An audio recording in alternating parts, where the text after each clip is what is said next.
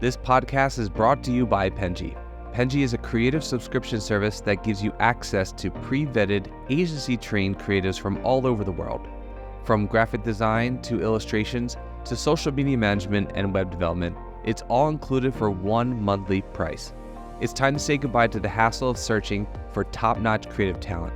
With Penji, you get quality and consistency delivered right to your inbox every day, carefully crafted for you by humans. So meet your new creative team today. Head over to penji.co for more and enter the coupon code located within the podcast show notes.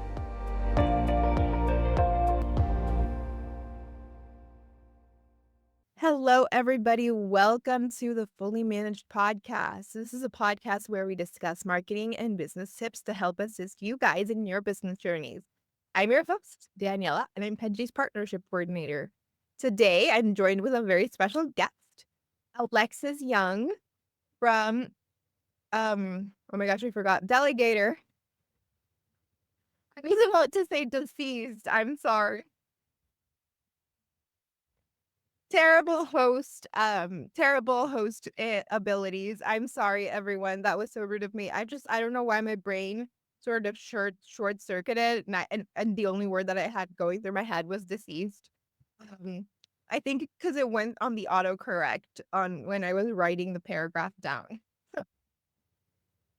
But thank you so much, Alexis, for being here.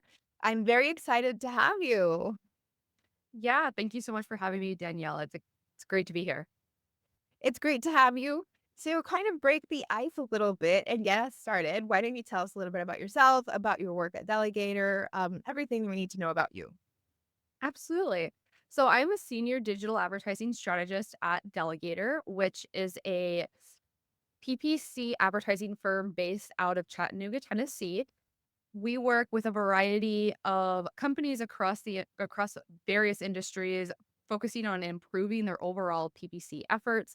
And then we also have a full service creative team that can do in-depth website designs, um, creative creative ad work and so forth. And so we really have a wide net of items that we can offer. And I've been with them just about 4 years now, which is great. In my role as a senior digital advertising strategist, it's my job to work with clients, build those client relationships, manage projects, work with other members of our team to put in strategies that are effective and hit those ROAS goals. Before joining Delegator, my experience started after college with digital marketing with various financial institutions. I worked for banks and credit unions establishing their digital marketing. This really ranged from organic and paid social to email marketing and so forth. Um, and before that, I did digital marketing for politicians out in DC, nonprofit museums, and a few other random industries in there, but it definitely has been a full ride before I landed in agency life, and it definitely has helped broaden my horizons. Amazing. Yeah, I think that's really interesting. You have definitely got the experience to be here, but although I do have a lot of questions prepared for you, we do have a little activity planned.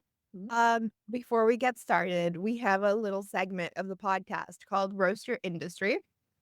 I want you to basically tell us the funniest or most horrifying situation, um, story, if you will, that you have encountered with all of these years that you have been working in marketing, whether it was with Delegator, whether it was before that. I love hearing people's horror stories. I have some of my own. So, floor's yours. Oh gosh. When you work in digital marketing this long, I think you probably have more than one. Horror. I'm trying to think of a more recent one. Um, let's see. Oh my gosh, Daniela, this one is gonna get me. Um, In one of my I'll take it back a little bit farther. In one of my first professional roles as a digital marketing specialist, I was building organic channels and organic social media feeds. And one of the posts I put up did not match the image. Hold on. Sorry. I just feel like I'm gonna have to like rework this. All right. Um, Embarrassing time.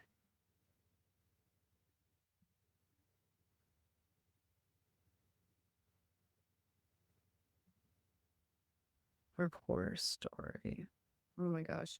I'm sorry, Daniela. Can I take time to think about this one and can we come back to it? Yeah, you can. You can. No Okay. worries. Yeah, we can. You also don't have to answer it. So we can cut that off too. You having the hardest time coming up with one, and I know there's plenty, but my brain is It's frozen. dead. That happens to me. I almost called your company diseased. So I guess that's probably worse. That's gonna be my horror story because what kind of post does that? Okay. Okay, I'll think on that one, and if I come up with one, can we just like circle back at the end? Yeah, we can. Don't worry Okay, about it. cool. Now to get started on the actual questions, why don't we talk a little bit about Delegator, not deceased, and tell us a little bit about what you do there, what your role is like. How did you end up working here? Just a little bit of background before we sort of get into the nitty gritty. Absolutely. So I came to work at Delegator. I actually was working in the financial industry as a digital marketing specialist when someone from Delegator reached out that they had an opening they thought I could be a good fit for. I came into the group. At the time I was happy with my current role. I was pretty set. I wasn't looking for a change. I took the interview just to see what was out there. It ended up just being a great fit. I loved the people I met with. I loved their structure and how their agency was working with different companies. And the interview went so well that they kind of convinced me that I should make a career change. And so that's how I came to join the team. I joined the team originally as a strategist. And then about a year ago, I was promoted to a senior strategist, which was so exciting. In my role today, really my job is to work with clients to build strategies for their digital marketing, specifically on the paid ad side.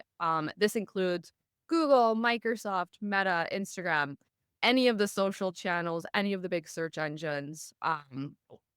We do it all. And so it's my job to work with the client as well as other members of the team to solidify a winning strategy that will help the company hit its goals and then maintain those client relationships, work on the project management side to make sure projects are getting done on time and the client continues to grow and grow and grow.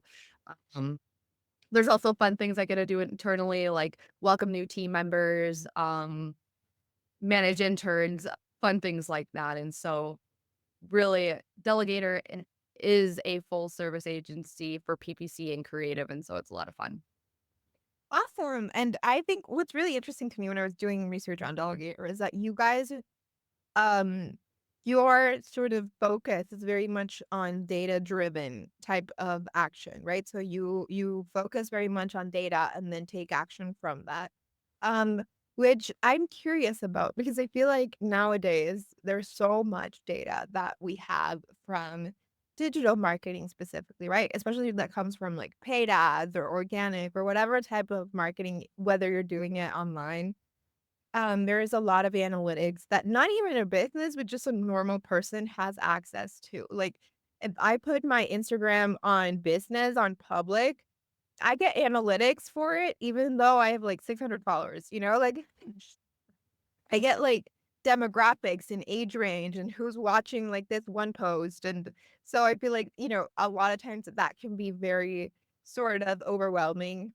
Um, and interesting, I think, especially for like a business owner who is just starting and has never had any contact with this type of stuff.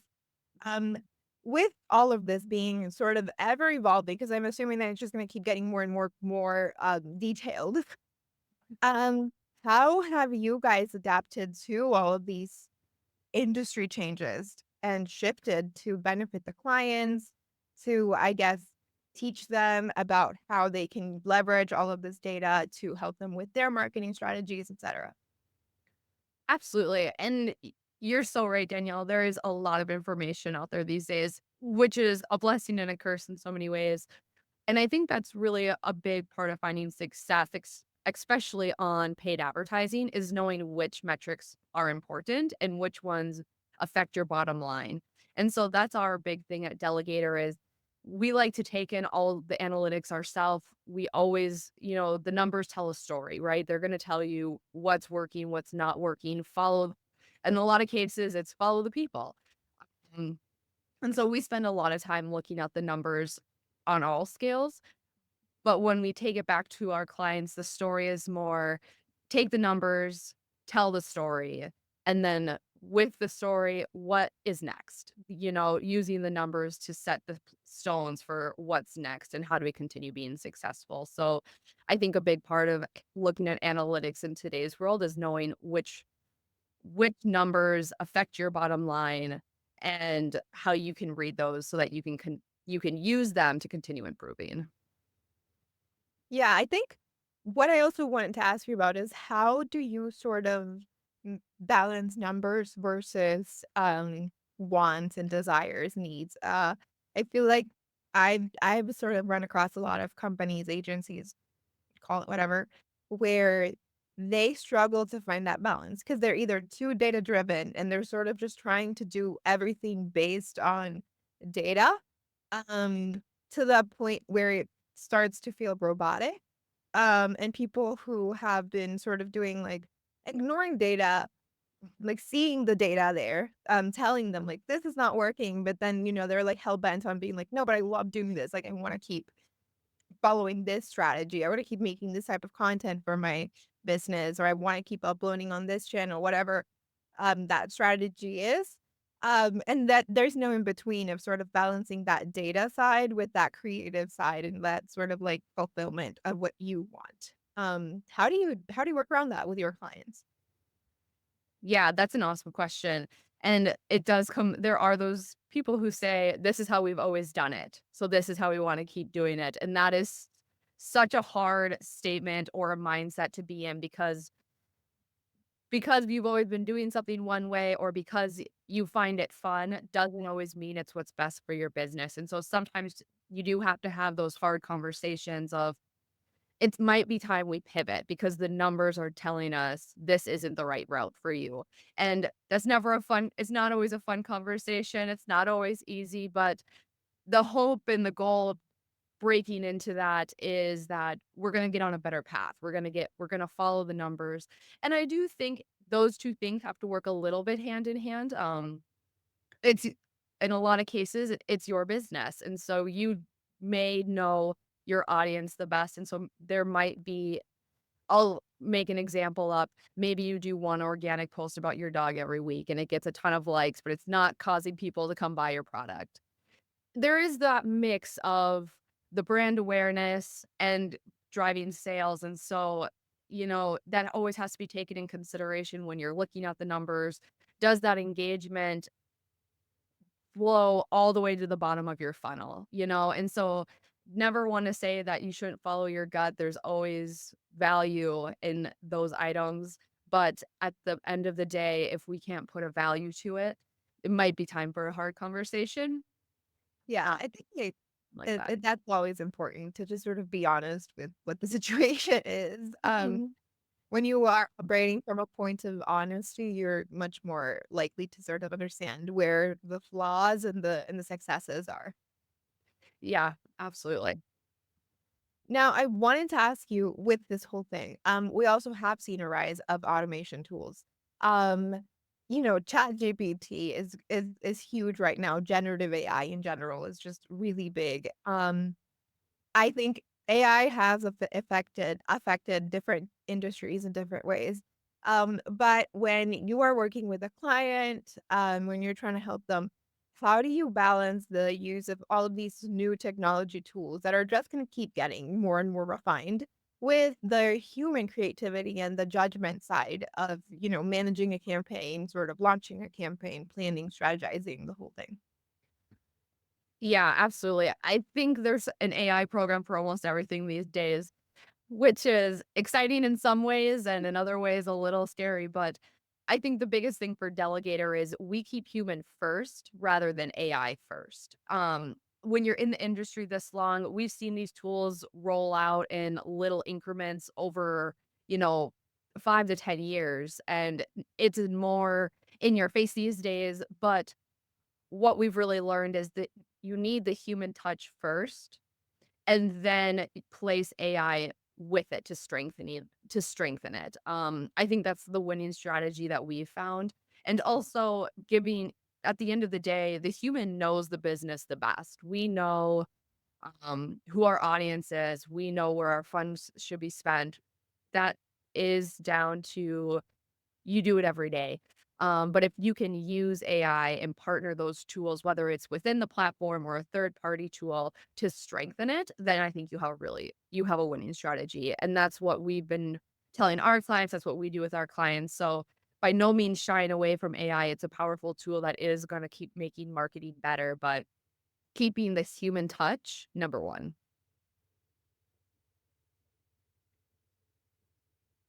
Oh, Danielle, I think you're muted. Sorry.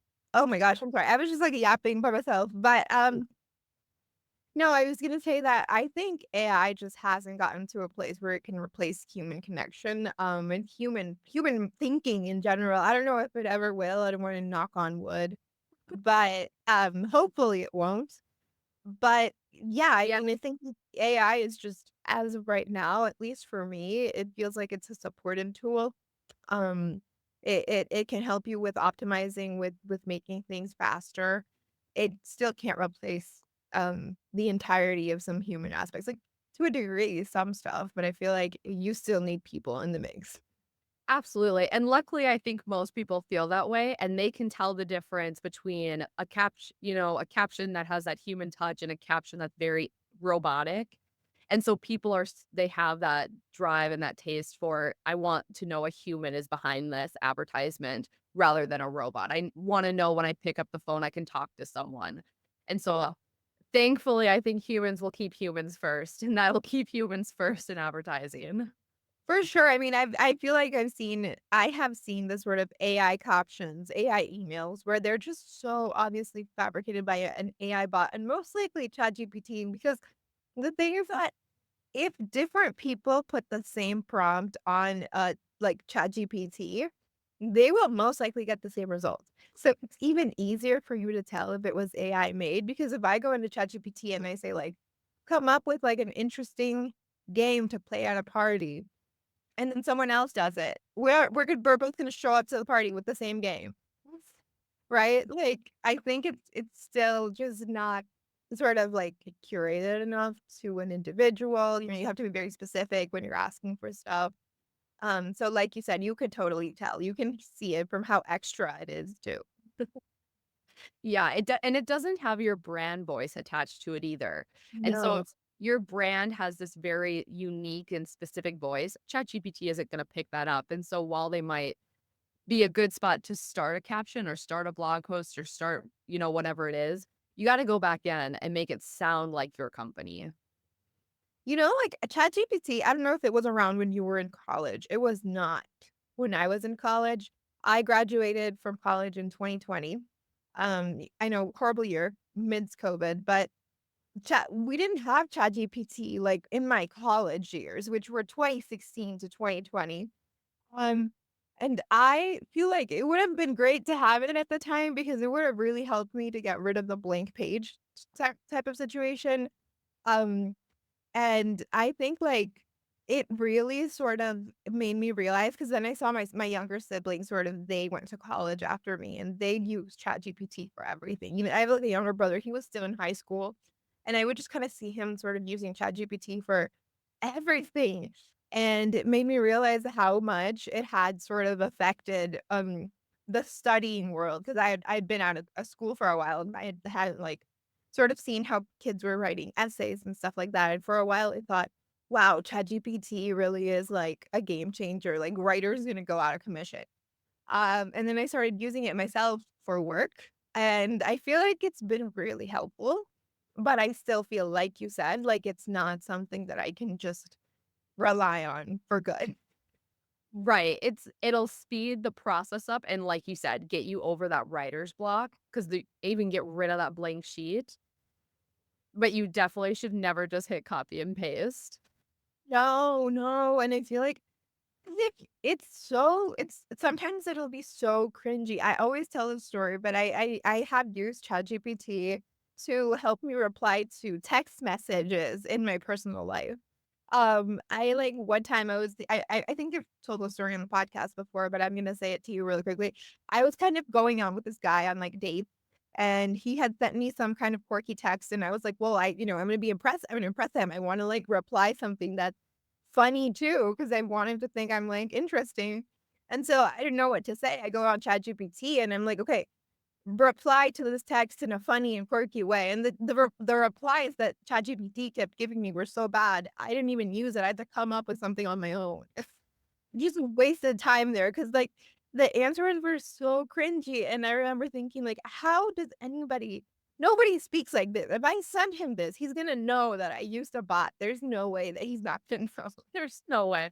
Oh my gosh, they're a perfect example, human first. Yeah, like you said, human first, totally important.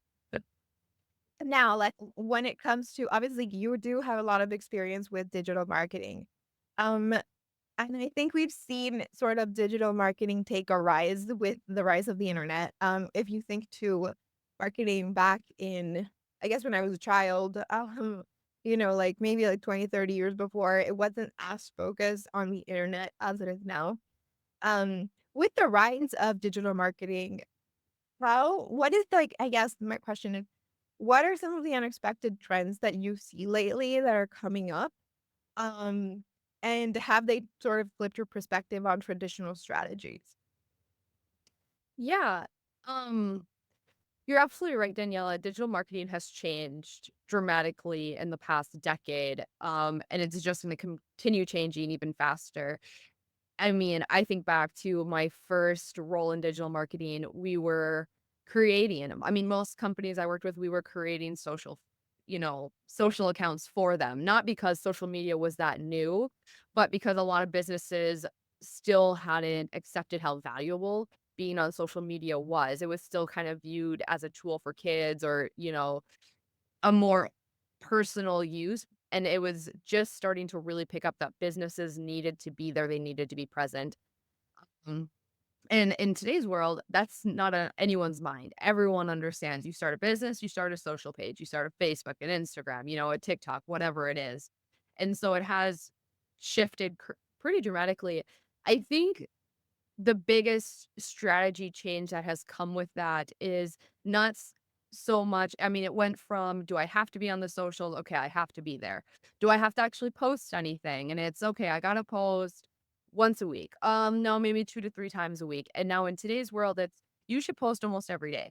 And now there are some people who even say, well, maybe you post 4 out of the 7 days, but it has to be really good content.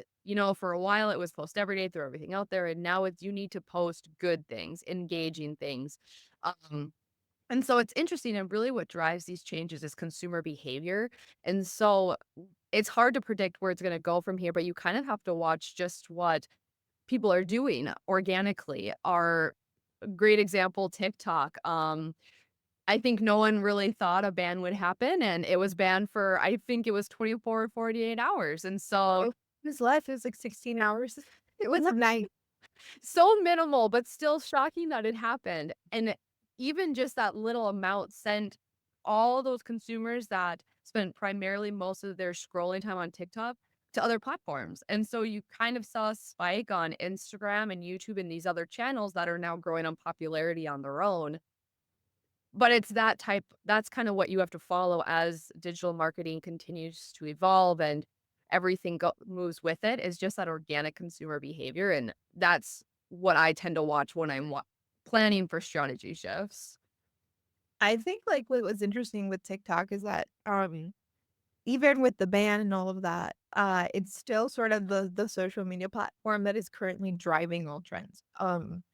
I've noticed that I think you see something sort of start on TikTok, and then it'll sort of once it goes viral on TikTok, it starts to go viral everywhere. But it like 'cause I've also like spoken to people who are like, I don't like TikTok. I don't use TikTok. I don't care about the ban.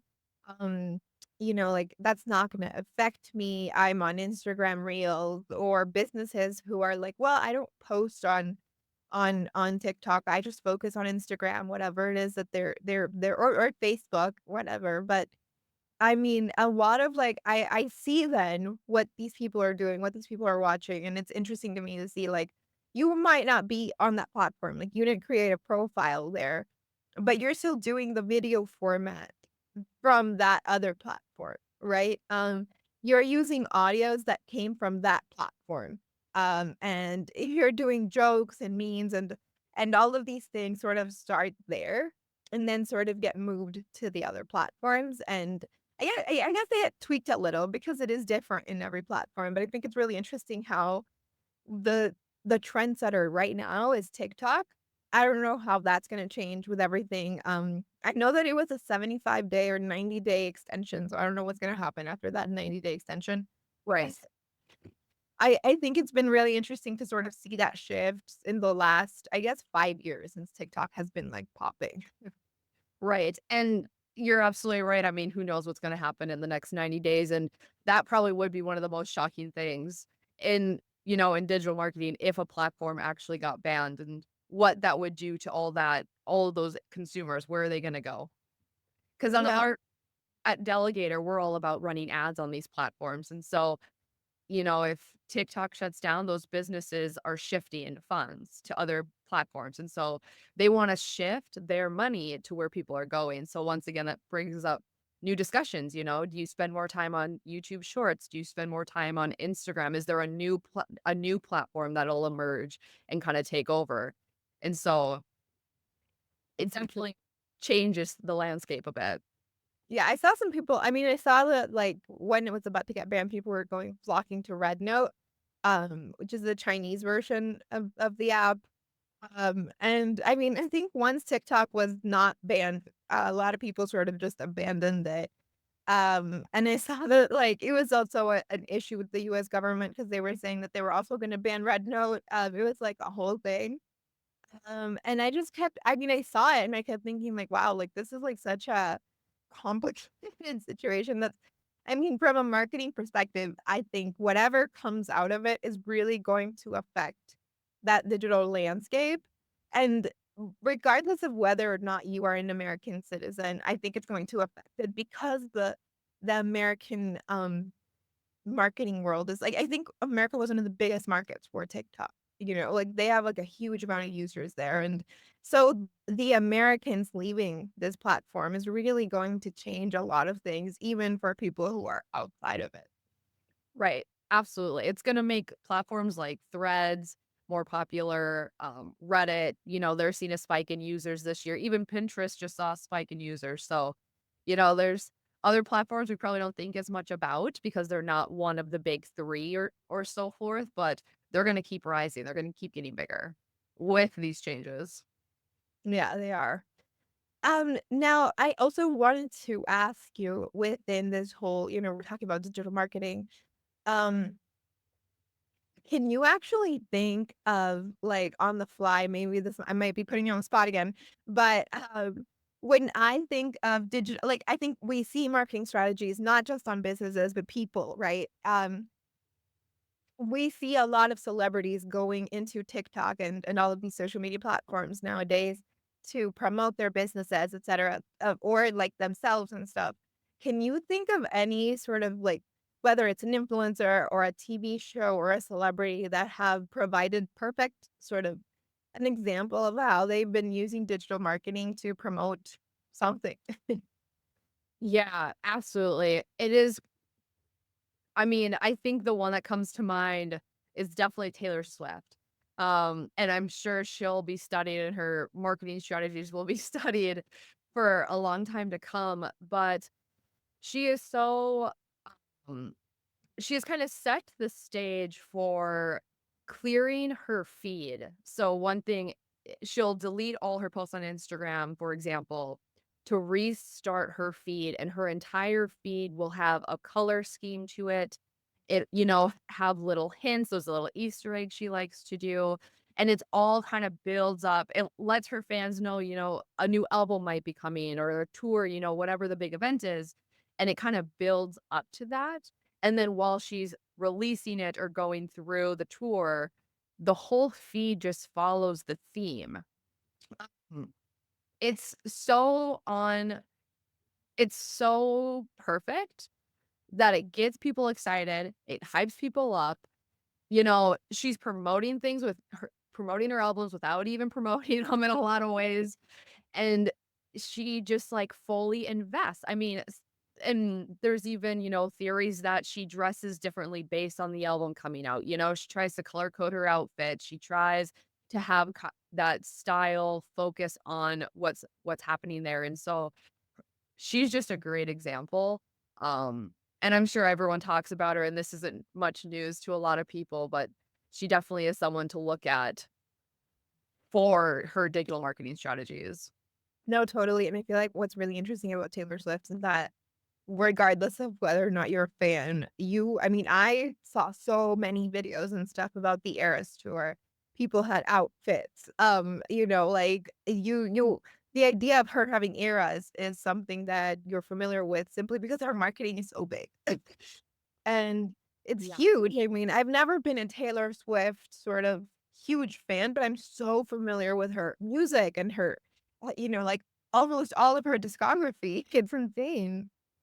Absolutely. I grew up during her country phase, and I haven't been a fan for a while now, but the Eras tour almost got me, it got me involved. I wanted to see the clips. I wanted when they came to my city, I went and checked it out because it was kind of nostalgic. I'm like, "Oh, she's doing all Yeah. these country songs she hasn't done in decades," and yeah. No, her show is like 3 hours long, like, it's insane. I know it's, like, very, very intricate. Regardless of what you think of her, I mean, I think what she does is, like, marketing-wise, it's very good. Like you said, I mean, the whole idea that she got a bunch of people to sort of listen to her Taylor's version thing, that's also really a marketing sort of success in and of itself because it's hard to get people to move from one place to another to do something, right? Yeah, absolutely. I think that's a great point.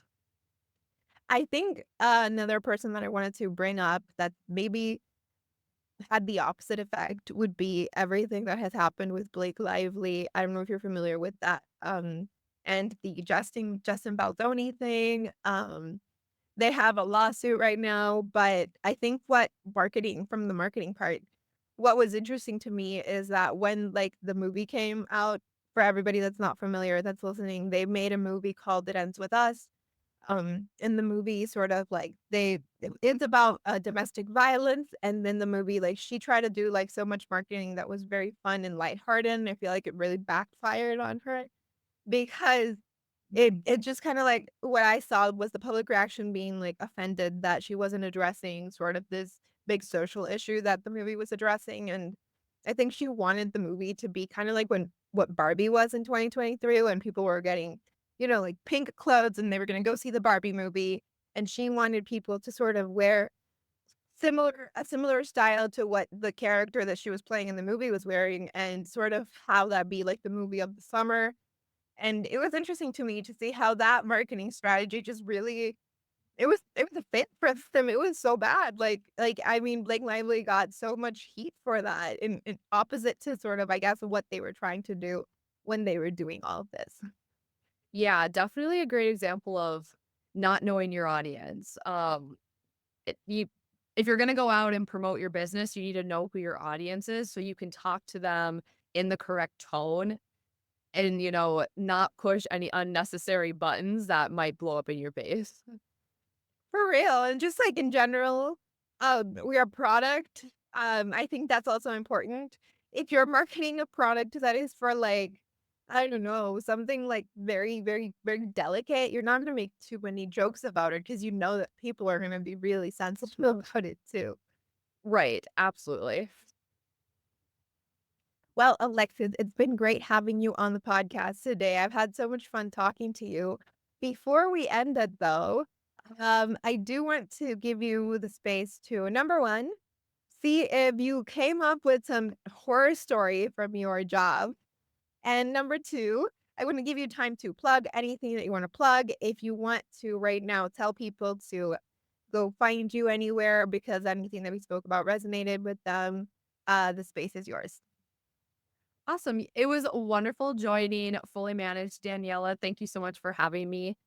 Anyone that's looking to contact me or, to talk more about PPC or digital marketing strategy, I can be found on LinkedIn under Alexis Young. I also, yeah, I suppose LinkedIn. You can find me on LinkedIn under Alexis Young. That's probably the best way. Let's go ahead. Let's connect. Let's talk. Mm. As far as my most embarrassing story, I think I just have to go with the absolute classic. I've been in agency just about 4 years now. I work with a lot of different companies, a lot of different people, which is so lovely, and there is nothing more embarrassing than switching clients' names or putting the wrong email in the email box, and so I'll just keep it broad. I'll just leave it at that, but that's probably my most embarrassing client client digital marketing mistake these days. Yeah, no, I've it's happened to me too so many times. It's like, it's Yeah, there's no bigger cringe than going back to your son and realizing it was not the right person. no, yeah, and, or I sometimes sort of make mistakes with the names, or with business names, right? Like, I'll say like, "Oh, I really wanna talk, to you about your business," and then the business is called Happy I don't know, Happy Tails, and then I'm calling it Happy Trails, or, like, I'm doing, like, stuff like that, or I'm emailing people like, "Hi, Jennifer," and then the lady replies, "My name is not Jennifer, my name is Sarah." I'm just like, "I'm sorry." Yes, it's such a simple thing, but there is nothing more embarrassing. Yeah, and it's embarrassing, and I mean, I feel like people are gonna also have, like, an impression of you, but like Um, you said, oh, like, it was so and now can I can I read you without where to find me? yeah, go ahead. Okay, take two. Okay. Um, Thank you so much for having me today, Daniela, on Fully Managed. I've had so much fun with you. For anyone that wants to talk more about PPC or digital marketing strategy for your company, I can be reached on LinkedIn. My name is Alexis Young, or my LinkedIn URL is linkedin.com/Alexis Rose Young. So I look forward to connecting. Awesome. I do look forward to connecting too. And everyone, I will see you guys on the next episode. Thank you so much, Alexis. Thank you. You've been listening to Fully Managed, brought to you by Penji. Check out the show notes to learn more about today's guest, and to learn more about Penji, the human-first creative subscription service, head over to penji.co. And by the way, if you're still listening, it would mean the absolute world to us if you were to share this podcast with a friend, and of course, subscribe.